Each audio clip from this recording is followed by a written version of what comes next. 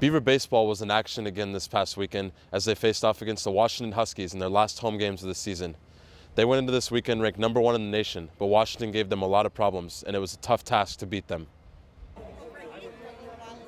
The Beavers were without their starting pitcher, Ben Weltzer, as he was suspended for 5 games due to his legal problems from a week earlier, and they really struggled this weekend without him. It took everything they had this weekend to win. The first game was a rough one for the Beavers, as they trailed the entire game. Washington took a 3-0 lead in the second inning and never looked back. The Beavers trimmed the lead to 1 in the 5th inning after Trevor Morrison batted in 2 runs. But Washington scored their final run in the 8th inning and went on to beat the Beavers 4-2. The second game was a different story. Neither team could seem to get it going in this one.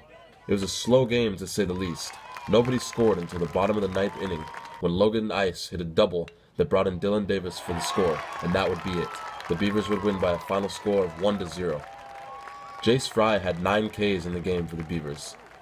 Game 3 on Sunday was another shutout game for the Beavers, and was definitely the best they played the entire weekend.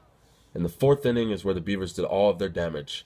It started with Caleb Hamilton hitting a single down the left field line that brought in Logan Ice and Gabe Clark for 2 quick scores. Then, with the bases loaded, Jared Casper got walked, which then brought in Dylan Davis for the score.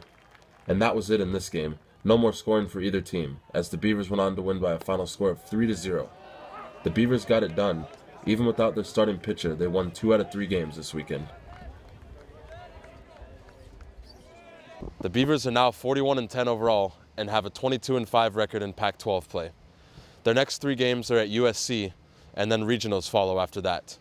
I'm Marvin Lewis. Thank you for watching this edition of Beaver News Sports. We'll see you next week.